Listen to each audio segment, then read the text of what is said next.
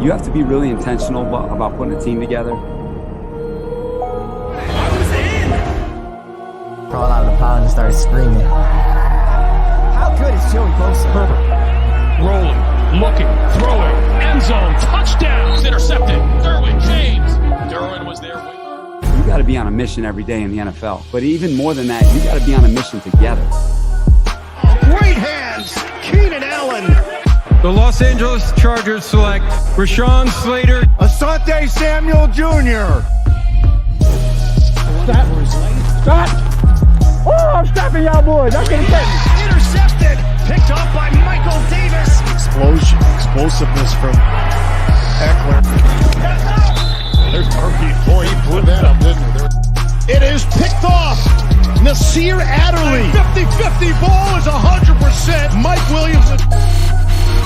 Uchenna Nwosu. And that will end it. Time to bolt up. Welcome to another episode of Chargers Unleashed. Jake Hefner and Dan Wolkenstein here with you from the LAFB Network. Today's show, of course, being brought to you by Charger Bolt Family, Brewery X in Anaheim, and UFC Fit in Temecula. Dan Wolkenstein. It is a pleasure, sir, to be talking to you on this Monday, September 13th, 2021. But more importantly, as Dan loves to gush about it whenever it comes around, and last year there weren't too many of these days, but it is a Victory Monday. The first Victory Monday of the 2021 Chargers NFL season. Dan, let's hear it. Go. I know you're hyped. It is a Victory Monday! We get to talk about a win. The Chargers are undefeated in 2021. Brandon Staley gets his first victory on the birthday of his late mother, which was so cool to see in the press conference when they talked about it. Justin Herbert balled out. Brandon Staley's defensive scheme. Hello. Welcome back, Los Angeles Chargers. It is a new era. And Jake, probably my favorite part of the whole damn thing, Chargers put the hammer down at the end of the game, given all of the resiliency they had to endure because of the terrible officiating, horrible penalties. It seemed like everyone was going against them, but Chargers found a way to get the W and start off the season 1-0, which was so important given our next game. 1-0, baby. 1-0. Jake's optimistic take during the pregame was for good, as he was correct. How did it feel? Hey, I'm just happy that Vizcaino went out and made every single kick that he attempted. I mean, you gotta be happy about that. Not once did I not hold my breath during every single one of those. It didn't matter if it ended up being the extra point or not. You know that every single one of Chargers fandom was collectively holding their breaths and was either ready to cheer in, in joy, or about ready to put their fist through a television in anger if things would have gone a different direction. So, yeah, I mean, it was fantastic. I got to say, that first drive of the game, you couldn't have scripted a better way to start that game. Given every little criticism that the Chargers were getting, whether it was 4 new offensive linemen, didn't have much time to gel during, preseason because of Brian Bulaga being out for precautionary reasons. Other guys not performing as well as we may have hoped. Obviously, Rashawn Slater ended up being just as advertised. We'll get to that in a second. But that on top of Justin Herbert not playing in the preseason, Justin Herbert has proven that he doesn't need a preseason at all. He didn't have one in 2020. He didn't have one in 2021. I think he's going to be just fine. But to come out and put a opening drive together like that, first off, when they scored, I said, I can't remember the last time that the Chargers scored on their opening possession. That was one thing. That easily. It looked easy. That was what was crazy about it. And of course, the game came a little bit more down to earth as it went on. But what a statement for Brandon Staley and this offense. Definitely was the tone setter for what they were going to be doing throughout the game with that aggressive mindset on offense. Yeah, we're going to get into a ton of kind of a recap of kind of what went right, what went wrong throughout the game. We're also going to get into kind of like the keys to victory that I think both of us saw. And we're also going to get into, I think, Jake, this is probably one of the things probably Chargers fans are most excited about right now, is how different this team feels. And there are so many ways you could take that, from the coaches to the players to the play calling to the situations. But there were so many demons, it felt like, that were overcome in one game for both the players and the coaches and for the fans that they had to endure. And so the last part of this will just be like what this feels like. Because I think this is a kind of a foreign feeling for all of us.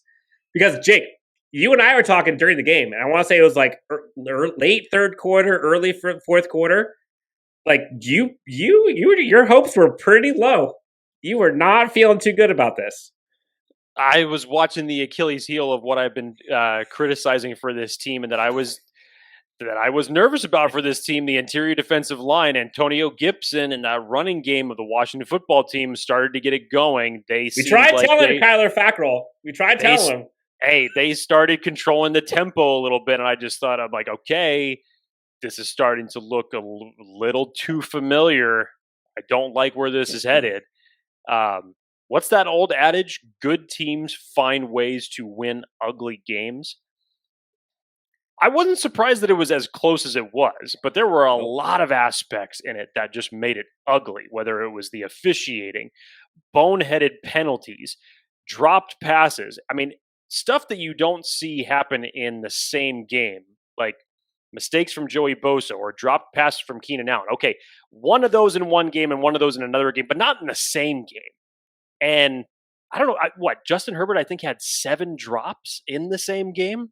So to overcome that, to overcome some of the defensive mistakes on top of the bad officiating, this is a game that if you wrote that out on paper to me before I saw the box score, I would have already told you that the Chargers will probably end up losing that game if you said that all those elements were somehow in the game. I probably would have leaned more toward the Chargers losing it because historically they do. All the time. Going back to that feeling different thing that we've been saying this entire offseason, yeah, it felt different. And it was good to see the resilience that was in this team for them to fight to the bitter end and stay aggressive, especially in the fourth quarter. Didn't go to the familiar conservative approach that we have really just never want to see again. But you get my point. Yep. Look, all right, so we're going to get into kind of the stars of this game, because I think we should try to dwindle it down to 3, although we could say there are 15 stars of this game. But before we get into that, quick recap. Chargers go up 7-0. Then a whole bunch of muddy stuff happens, including Ryan Fitzpatrick gets lit up by Uchenna Nwosu. He gets injured. Tyler Henneke comes back in. We've got field goals being made. We got a long field goal being missed by them, which weirdly didn't happen to us, which is odd. Terrible officiating and blown calls in the middle, whether it was a stupid fumble that Justin Herbert threw in the end zone, which was not a fumble. I don't know what drugs they were smoking. I don't know what a pass is anymore. Someone tell me what a pass is, please. When I saw that, I was like, are you serious? Like, every player on the field was like, nah, okay, guess we'll go for another play. And like all of a sudden you go back from review, it's like, and it's not our ball. Wow. Justin Herbert literally had one bad decision the entire game, and that turned into an interception. But he came back from that. Washington football team fumbles after Asante Samuel and Kyzir White light up Antonio Gibson on the goal line to get the ball back. Chargers basically take over from there. Chargers score to go up 1 score. And then get the ball back, Jake, and take and suffocate the next 6 minutes, roughly, off of the clock. Ice it, victory formation, bye-bye, says Keenan Allen. And Chargers win 20-16. A bit of a nail-biter for quite some time in that third quarter, early fourth quarter. But when the Chargers needed it, and Staley talks about it in the press conference afterwards, when you had to have it, when you've got a guy that everyone knows it's going to, and you still can't stop it, you got talent. And Keenan Allen, although he dropped an early pass, and we'll talk about drops later, Keenan Allen was everything for this team. So was Mike Williams. So was Jared Cook. And Justin Herbert, you talked about how good he looked. Jake, I want to say his stat line for a sec. I think I posted this earlier today. Pretty good stat line. 31 for 47, 340 yards roughly, a touchdown and a pick. Not bad. And then I went through and went back and watched all the throws, Jake. 4 of the throws that he actually threw. So 4 of the 47 throws were misses. I'll give him that. One of those was the interception. He threw 2 away. 1 got batted at the line. And then there were 9 balls that were either drops or like the receiver should have caught it, i.e. like the one that hit Guyton in the head. Like you should have caught that. And there was one that was a diving attempt by Keenan Allen that hit him in the hand. And if you ask Keenan Allen, he should catch that. So Justin Herbert could have had 450 yards and 4 touchdowns, no problem in this game. So if you watch the eye test, go back and watch the misses that he has. And for folks who are watching or listening, go to my Twitter handle. I highlighted some of the quote-unquote incompletions. The dude was dropping dimes. One of the best games I have seen him have against arguably the stiffest defensive line he will face all season long. Yeah. How about this, Dan? Remember we were talking about pregame. You asked me the question on who I thought was going to be controlling the time of possession during this game. And I figured that given the run game of Washington, I felt that they were going to have more success than us in controlling the clock. The Chargers put together 5 drives of 10 plays or more throughout this game. The shortest drive of these was 5 minutes and 46 seconds. They had an 18-play drive toward the end of this game, which is nuts. It's a shame that ended up only resulting in a field goal. But these were the things that the Chargers never were able to do consistently in the past. Control the pace of the game.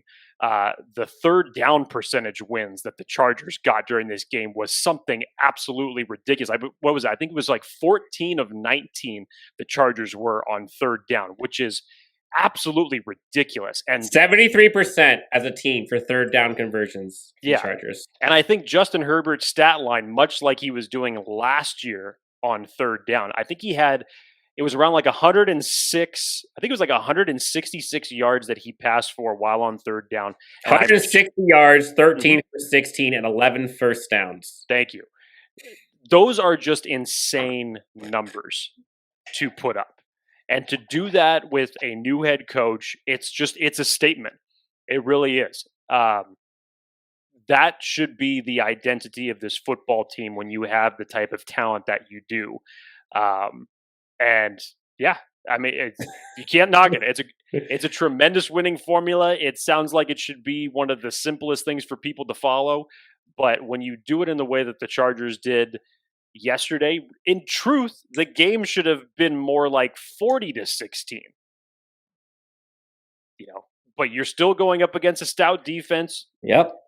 Football became more realistic as the game went on. Teams they became a little bit more even with one another, and it was a hard-fought victory. It did come down to the wire, like you said, Dan. Plenty of nail-biting moments throughout the game. But yeah, when you're watching this Chargers team move this ball down the field, keep converting third down after third down, yeah, you'd think that this score would have been a lot higher. And this is a lopsided part. You mentioned the time of possession of those drives. 36 minutes to 23:57 in favor of the Chargers, Jake. 36 minutes of time of possession to 23. They had 200 more yards of passing offense, 334 versus 133, and just lost the rushing offensive numbers, 126 to 90. I mean, against that defense, other than some could say potentially like they had some issues running the ball, which we'll get to, like they did everything with relative ease, it seemed. And you mentioned observations and statements. Jake, number 13 overall, Mr. Rashawn Slater in the flesh had himself a day. Yeah, there's two numbers that are relevant to Rashawn Slater in this game. First one is 49. He had 49 pass blocking attempts in this game. This other number covers 4 other individual stats, but it's all the same number, and that's 0. 0 sacks given up, 0 pressures allowed, 0 quarterback hurries. Rashawn Slater was Chase Young wanted to get in the club yesterday, but he couldn't make it past the bouncer. So Chase Young really said, well, I can't get past this guy, so I'm going to have to go around to the back of the club and see if I can find a way to get in that way. He literally forced Chase Young to go to the opposite side to try to rush Justin Herbert. Wow. And all of the people who were talking about, like, Chase Young's a different man, he's grown up, not going to get the best of him this year. Like, and I mentioned this earlier, it's hard to judge and to grade, like, an offensive lineman versus a defensive line because, like, they'll have, 50, 60, 70 snaps, and if a defensive lineman gets 1 sack, 1 strip, fumble, whatever, like, that's what's going to be on SportsCenter. That's the highlight, not the other 49 times the offensive lineman held his ground. Rashawn Slater literally gave up nothing. And you see some of these stills of the pocket that Justin Herbert had the last game. Oh, my goodness. I literally cannot remember the last time a Chargers quarterback, let alone Justin Herbert, a Chargers quarterback had a pocket like that. But we were saying that it was pretty incredible for what Justin Herbert was able to do in his rookie season, given the circumstances of how bad his offensive line played last year. And you all want to say, hey, what does a Chargers quarterback look like when he's got a clean pocket consistently? It was pretty well shown yesterday on Sunday. It was, and the weird part, remember this was kind of an odd thing that I heard some people saying at the end of last year. Well, what Justin Herbert did this year isn't sustainable. And a lot of these were like off-platform throws, high risk, and what happens if he has time? Is he not going to throw as well when he has time to throw the ball? I'm like, that's the dumbest thing I've ever heard. Well, fast forward, he had time, has a competent offensive line, and is just throwing dimes everywhere. And without some of his wide receivers drops, like the Mike Williams easy touchdown for Mike Williams in the end zone, or the easy Keenan Allen drop that is so not like him. We saw several drops. The dude would have had 400 yards, 4 touchdowns in a blink of an eye. I mean, he was that good. But what's more important is he was that good against that team, Jake. Like, nobody expected Justin Herbert to light up the Washington football team. Like, we hoped, we thought it could be possible, but did you expect it? We were worried about this. We were worried about this game. I mean, it was a tough matchup, dude. I mean, that front four is no joke, even given the success that the Chargers ended up having against it. And yes, they had their wins against the secondary. William Jackson still was all over the place on multiple receivers, ended up, getting the interception on Justin Herbert. But yeah, this ended up being a lot closer than it ended up being. And when Ryan Fitzpatrick went out of the game, I'll admit, Dan, I'm like, oh no, this is actually not what I want to see for the Chargers. I thought the same thing. Because you haven't spent time scouting him. You haven't been practicing against Taylor Heinicke. And for anybody that loves Ryan Fitzmagic, and that's totally fine. But to me, given the fact that what Taylor Heinicke did in last year in a playoff game, I mean, the stars weren't going to be that bright for this kid to start off the regular season. I'm pretty sure he was probably chomping at the bit to get in there regardless. But yeah, that got me a little bit worried because that was a shot of adrenaline that the Washington football team needed at that point in time. And, you see those bad coverages, bad play by Nasir Adderley, a miraculous catch by Terry McLaurin, but then I don't know how he got that. Nas gets burned on the very next play, and you feel the momentum starting to shift. We've been there. We've all been there. And hey, give the Chargers credit from the player standpoint, from the coaching standpoint, to pick themselves up and battle their way back and create the plays that they needed to do to win the game. Chargers in this type of game fold every time the last few years. Every time. No argument for me. We see that happen every single time, and the Chargers just find a way to lose that game. And Brandon Staley said it in his post-game speech, I believe, where he kind of said, like, did you expect anything less? Like, all of it, our backs were against the wall. We got adversity. All of these things went the wrong way, and yet, like, we still found a way to win. And if we just kind of fast forward to, like, that late third and fourth quarter, there were so many things that went against the Chargers that would have ended this game any other year. And we don't even have to just isolate those, quarter and a half, but like the end of the half when Joey Bosa gets the roughing the passer on I guess, letter by the law, technically but like, come on, this is football. And then he gets another one later, and then the ridiculous phantom roughing the passer again, and then he gets the ridiculous freaking throw in the end zone that should not have been a fumble.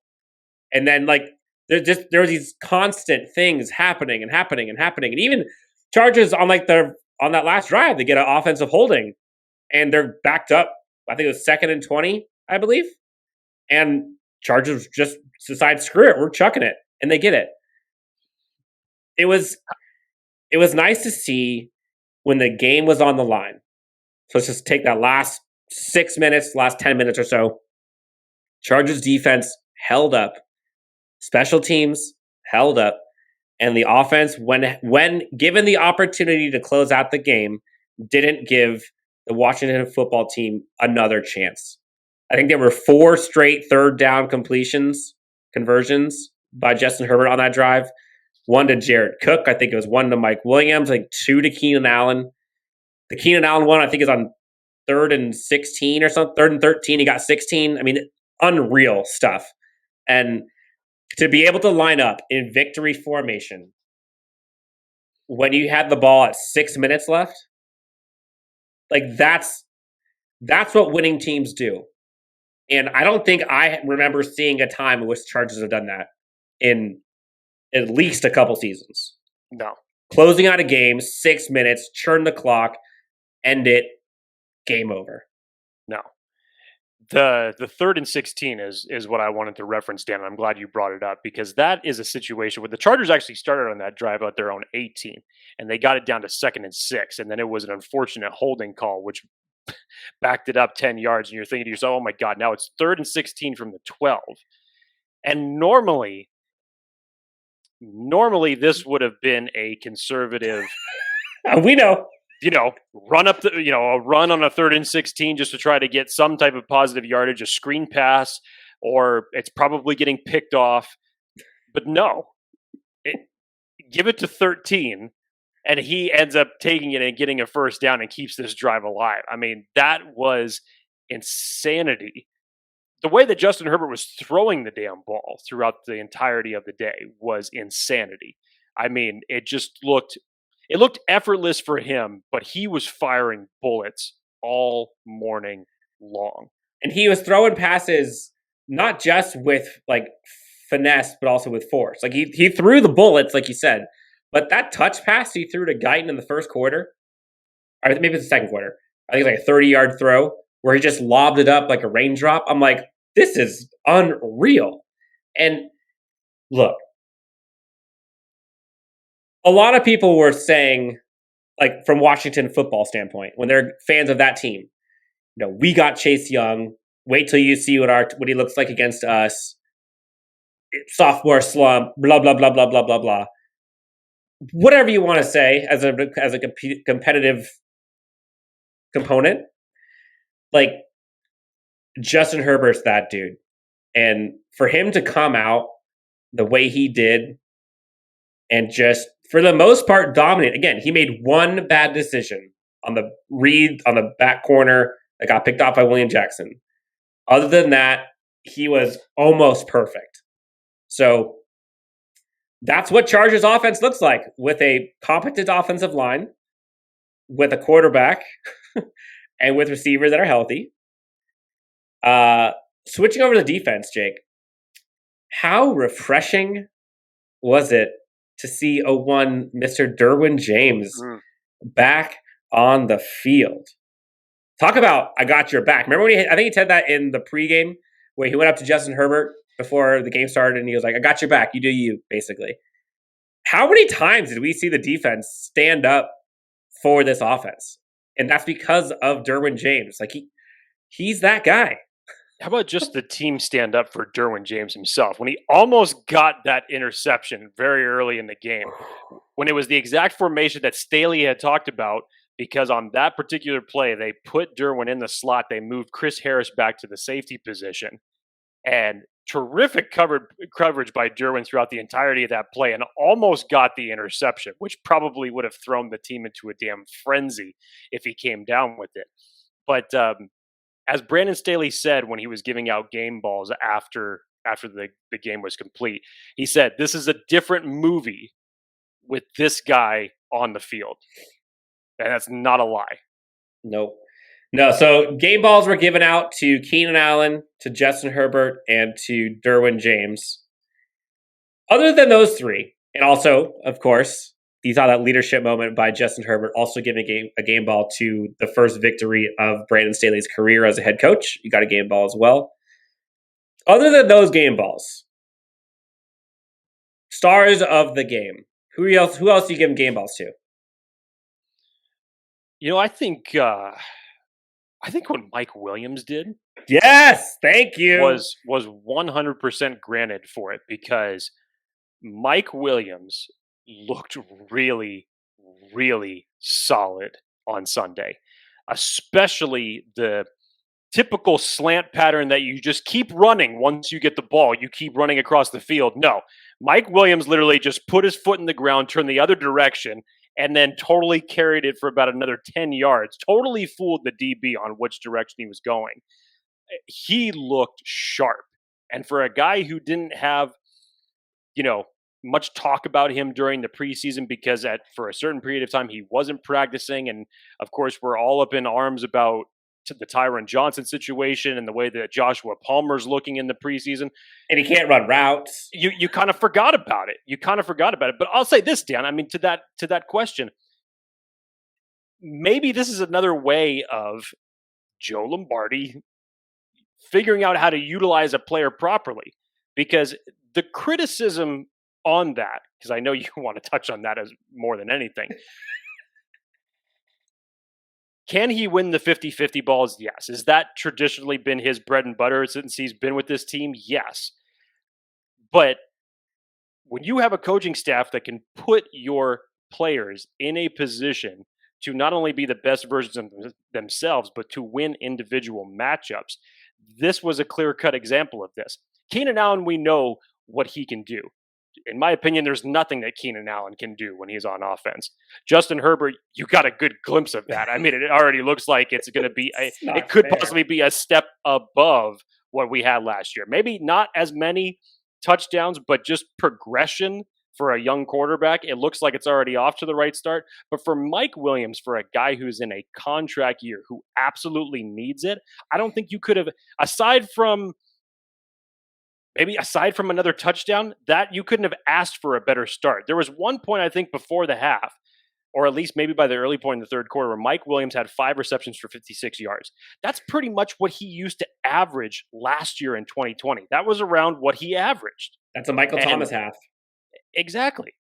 So to see him be second on the team in receiving yards, which is something that we probably would have always expected him to be behind Keenan Allen, but 8 for 82, averaged 10.3 yards per catch, and got the game-winning touchdown. It was beautiful. And by the way, short thing, on that final touchdown that we had, the formation looked eerily similar to the 2-point conversion in Kansas City in 2018 when the Chargers won the game, because you had overload on one side and you had Mike Williams one-on-one down below. And like Mike Williams does in certain short situations, he wins those matchups. Mike Williams, man, 8 for 82 and a touchdown. Arguably could have had a second touchdown if he would have brought that sluggo route down. Keenan Allen, 9 for 100. Jared Cook, 5 for 56. Guyton, 3 for 49. KJ Hill coming in clutch with 3 grabs as well. You saw it kind of spread around all over the place. So you had Mike Williams. Look, I'm going to go out on a limb here. Obviously, we can give it to Rashawn Slater, so we'll put that aside. Corey Linsley, I think, could get one too. I'm giving one to Asante Samuel for the early gaffe that he had on the one pass interference call, which was pass interference. It was pass interference, kind of a little ticky-tack, but it was pass interference. I'll give it to him. The way he responded with physicality and was able to disrupt, I want to say at least 3 pass attempts and run attempts to where, like, he is ending drives single-handedly, pass breakups, forced fumbles along with Kyzir White. He looked all of first-round talent, Asante Samuel Jr. And for a rookie corner, when the opposing offense knows you're a rookie corner, they're going to hunt you down. And he wanted all of that smoke and more. And Derwin James even said it. Aside from the one play, Asante Samuel Jr. looked great. So, game ball, Asante Samuel Jr. The nice thing, Jake, we can keep going, but the nice thing is there are so many guys who performed well today. And normally, you'll see like 3 or 4. You'll see Keenan Allen and Justin Herbert ball out. And Joey Bosa has 3 sacks. But then that's kind of it. This team won as a team playing complementary football. And you saw that with how many guys contributed. I think that's one of the biggest takeaways I had. How many guys contributed to this win? Yeah, collectively, normally we go on here and we do our good, bad, and the ugly. There's no way I'm picking an ugly in this game because there's not one defined. You could say whatever you want. You could bring up the Nasir Adderley aspect. Interior defensive line could be better, I guess. Whatever. Yes, that could definitely be better. But collectively, when they needed it, maybe if this resulted in a loss, you could probably go the other way with it, just depending on how you're feeling. But yeah, there's definitely some things that you're going to have to work on, and in a short fashion too, because you got a game on Sunday that offense is going to be a lot different than the Chargers only allowing 14 passes to be completed through fourth quarters. I mean, this is going to be a much different test for the Chargers come Sunday when they go up against Dallas. But yeah, I mean, collectively as a team, Dan, to your point, they did what they needed to do. And not everybody's going to ball out. And yeah, you have your standouts that we've already talked about here ad nauseum. Like you said, we could collectively give a game ball to the entire offensive line, because even when Brian Bulaga went down with his injury, Storm Norton didn't perform terribly when he stepped in there. And that's when he had Chase Young coming on his side. So he did not play terrible. Whatsoever. So, yeah, it was just overall, it was a great team win, and it was good for the Chargers to answer a lot of questions that they were facing in the offseason very, very early. Yeah, at all levels. I mean, kicking game was good. There were no back-breaking special teams gaffes. You saw the linebacking core look very good. Drew Tranquill was a surprise where we didn't see him play much. You saw him a ton on special teams, which huge. Him, Mark Webby saw on special teams a lot. Chris Rumph saw on special teams a lot. Line, overall, defensive line looked good. You saw sparks from Uchenna Nwosu, Kyzir White. You saw stuff from, obviously, just from Joey Bosa. You saw Linval Joseph come in and get some stuff behind the line of scrimmage. Like, defensive line was adequate. They could have been better on the interior, but overall, pretty good. Nasir Adderley could have been good. He honestly was up and down. He had some good plays, had some not so good plays, but I think he'll get better. Corner play, I thought, was outstanding. Even the Nasir Adderley play that, like, he somehow missed the pick. Like, he was right there. Like, he had the right read on it. Receivers in total, receivers did great. Gotta work on catching the football. Like, I know we're spoiled with how great Justin Herbert throws it, but I think that could have been a Russ uncharacteristic thing. Like, a lot of the stuff that we saw that were not the greatest, like, they could improve. And we're not going to see Keenan Allen dropping an easy 5-yard out. Like, it's just not going to happen. Joey Bosa, I honestly, I can't really blame him for either of those. I know who you can blame for. I know who you can blame for at least one of them. Zebras. Well, you can blame Tom Brady from 2008 because that's his rule. Okay. That's his rule. So, and then you can blame the Zebras. But yeah. And honestly, thank you to all of the Chargers fans, the Bolt fam who showed up in DC. Jake, did you see all the powder blue? That was impressive. I wasn't expecting a show out like that. I was not expecting that at all. Sticking through the sewer bust that happened at FedEx Field. I don't know if folks caught that, but a sewer line busted over the seats in one of the sections at that stadium. And folks wonder why the Chargers left San Diego to go to SoFi. You want a nicer stadium. I mean, thank you to the fans. Thank you to the coaching staff. As Austin Ekeler said it before, right after the game, I think he said, like, thank you so much for believing in us, Chargers fans. That coaching staff makes this entire team feel different. And I know, Jake, there's a little bit there where you were a little June and gloom and you felt we were losing this game because same old Chargers things were happening for good reason. Like, I get it. But this team showed more resilience, and when it was needed to happen and when the game was in balance, they took over. And I think that's what was most exciting for me was the way they finished. Can the Chargers finish a game? How many times we talked about the one-score losses? And just so happened, we did. Chargers escape on the road against a playoff team, win 20-16. And Jake, we had a lot of people that were excited afterwards. Did you see Chargers Twitter? They were up in arms with excitement. And they should be. Why the hell not? They should be. They were pretty excited. And for folks who have not been following along on this journey with Jake and I since the beginning, we have decided, thanks to the votes that you have given us, to bring back one of the most fun and entertaining parts of what we do. Jake, we have brought back the Chargers Unleashed Hotline. Like this. And I can't wait to see what this is going to be like. I mean, obviously, this is going to be great to do this for the first win of the season. But when the Chargers lose their first game, I can't wait to answer people on the hotline for this. Actually, I just sit back and listen and laugh because they're just great to listen to. Oh, man. Okay, so for folks who do not know how this works, Chargers fans, you can call into the Chargers Unleashed hotline at 323-374-5651. Again, 323-374-5651. Call into the Chargers Unleashed hotline. You can leave a voicemail with your predictions, with your takes, with your frustrations, excitement, what have you. And we will be playing them on upcoming episodes, and we'll be reacting to them live. And how this works, I get the voicemails. Jake does not get to hear them until live on the show, and Jake will provide instant reactions.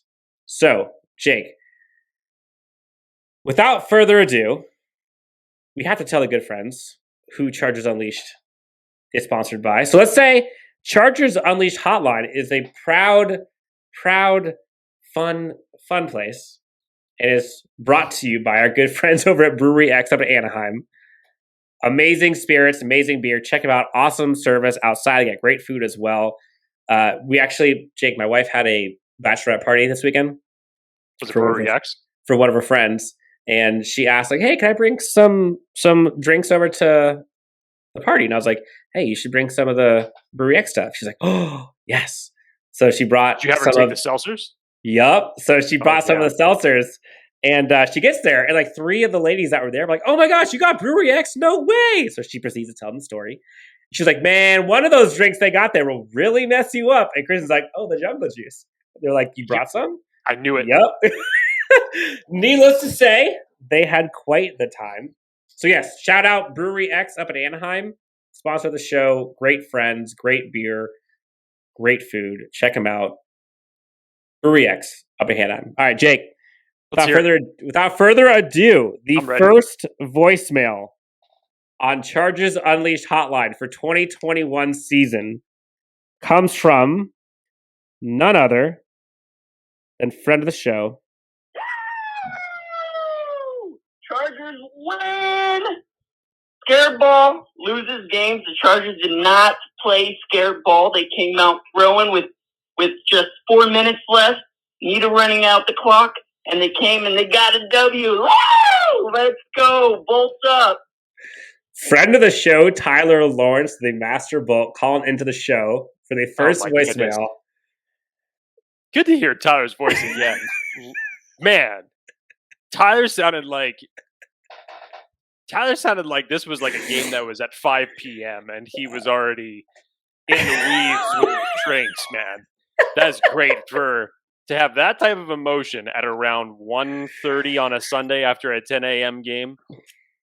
I think Tyler's emotions speak for a lot of Charger fans out there. Oh yeah, look, this was a roller coaster 3 hours for Chargers fans, and for how many times we saw this team seemingly lose this game, for them to come out and find a way to get it done. Like, I kind of felt like I lost my voice for a few minutes there, and listening to Tyler, like, it felt the same way. Like, all of us were in our mood. All of us were in our feelings. All of us were like, what the hell did we just see? Like, this is different. Tyler was Ric Flairing the shit out of that voicemail. That was awesome. Thank you, Tyler, for calling in. Moving on, Jake. Friend of the show. You may have heard this name a time or two in years past. But let's talk to our good friend from Lincoln, Nebraska. Hey, guys. This is Brandon from Lincoln, Nebraska. Couldn't be more excited about the Chargers' first win of the season, 1-0. And great start, new look. Can't wait to see what happens. Have a good one. Later. Short, sweet, to the point. Perfect. First off, great to hear Lincoln, Nebraska calling in again. It's been a minute since we shout out chatted. Brandon. Yes, sir. Yeah, I mean, you can't make it any clearer than that. Excited for the win. You could tell it's a different type of a feeling. It's a new look for this team, for the way that they play, the way that they execute. It gives you feelings of encouragement. Is it one game? Yes. Is it overreaction Monday? Yeah, but who cares? Who cares? That's what garners the name Overreaction Monday. There may be a huge reality check come Sunday, but for right now, be in your happiness, Chargers fans. Be in your feelings. It was a nice way to start off the 2021 NFL season. Yes, whether you're in Lincoln, whether you're in DC or in LA or in Cambodia, the Chargers won against a playoff team, which they typically don't do. The Chargers finished a game. They typically don't do that. And they overcame adversity when seemingly they should have lost. They found a way to win, and their coaching staff put them in positions to succeed. And wouldn't you know it, damn it, they actually won the game and ran out the clock. You just don't see that. And so I think, like, a lot of people, it reminds me of like that Will Ferrell moment where he's like, I don't know what to do with my hands. Like, Chargers fans don't know what to do with this. Like, what do I do with this feeling? Like, do I go to the casino? Do I shower it off? Like, what do I do? Well, you're gonna put it like that. First off, shower. Definitely do that. Don't be one of those. You know, for my superstitious people out there, trust me, I feel you because I definitely believe in those superstitions. But don't do what Dan just said. Don't like, I'm not gonna take a shower until they lose again. No, don't do that. And definitely, if you're going to the casino, be responsible. Only bring a certain amount of cash and don't let yourself take any more out. I've learned that lesson, or else you're going to spend way too much money at the casino and you'll not feel good about it later. All right, so Jake, we got through the first two voicemails of the Chargers Unleashed Hotline brought to you by our good friends at Brewery X. We talked about stars of the game ball. We talked about Justin Herbert, Rashawn Slater, all of the good, all of the things that they could improve. Any other kind of key takeaways you got from this game that maybe you were not expecting? That I wasn't expecting. I'm sure we probably had already covered it. It was just the way that this offense was able to move the ball. Yeah, they had their spurts, they had their stalls. Especially, I would love to see better production in the red zone, because as many trips as the Chargers made down there, and only come away with 20 points when they should have came away with at least another 14, was a little bit disappointing. But to see them move the ball in between the 20s the way they did against this defense that has made some upgrades in free agency, specifically in the secondary, that was impressive. That was impressive to me for a first-time head coach to come out and execute like that, to make a statement like that, for a quarterback who, again, I will never, ever, ever criticize about whether or not he needs preseason or not. Not that I ever was doing that in the first place, but I think that book has been pretty much closed at this point. Maybe so much for the offensive line. Maybe that's probably what I haven't given enough praise for. I know everything went to Rashawn Slater, and rightfully so, but all the way across the board, Odea Boucher, Corey Linsley especially, Matt Filer, Brian Bulaga, even when he was in there, was still holding his own. But even when Storm Norton came in, and he was one of two guys, I think, that ended up giving up 2 sacks throughout the game. Outside of that, he played really well. So collectively as a unit, and we're talking about an offensive line here that was overhauled in one season with 4 new starters along this line. And for them not getting much of the opportunity that we were hoping that they were going to get to gel during training camp, during preseason, they look damn good against arguably the best front 4 in the entire league. I'll say this. If this is what a rusty Chargers team looks like, give me a polished mid-season form of that. Sign me up for that. Sure, please, more of that. And shout out to all of the Washington football team fans. I heard there were some great fans in the stands there. There's always some knuckleheads, but for the most part, most of them are very respectful. The amount of people that I started seeing give Justin Herbert his praise and this team praise for just going out and winning.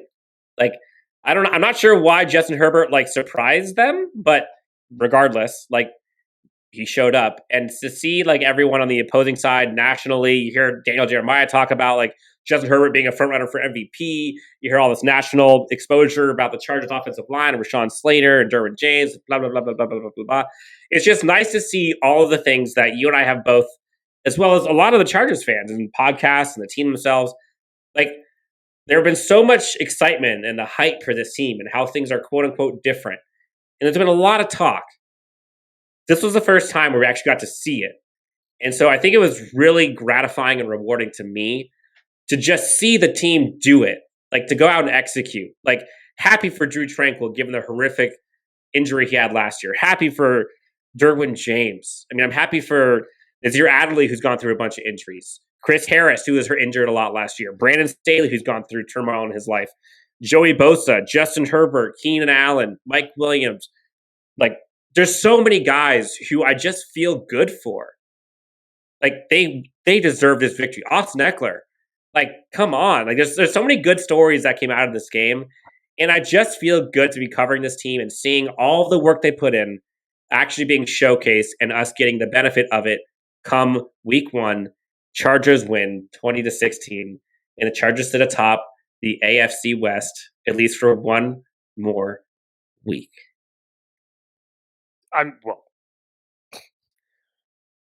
Kansas City will have something to say about that, for sure. Well, and the Broncos. And the Broncos, yeah. So they're not necessarily. For all we know, we're all going to be atop the AFC West. Not necessarily atop. Call it what it is. They're tied for first place, but a great first performance given all of the elements that were questioned going into this game. Yes. So for Jake Hefner, this is Dan Wolkenstein with Chargers Unleashed. Thank you guys so much for joining us and tuning in. Again, if you have not already, feel free to like and subscribe to us on anywhere you get your podcasts. Also on YouTube, subscribe, give us a like, hit those bell notifications so you know when we have any upcoming special guest episodes, ding, ding, ding, as well as any other recaps and previews for weeks to come.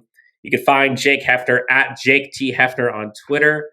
Jake, are you shaved? I can't tell. Yes. Specifically for the reason that you couldn't say anything else about my beard. So. Very good. You can find myself at Chargers Homer on Twitter. Again, thank you guys so much for tuning in. We love doing this with you guys. Thank you for all of the people who have given us calls on the voicemail and interacting with us on all social medias.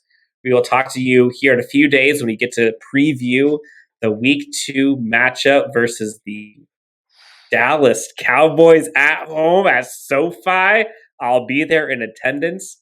Man, cannot wait for that one. Guys, thank you so much for joining, and we will talk to you next time on Chargers Unleashed.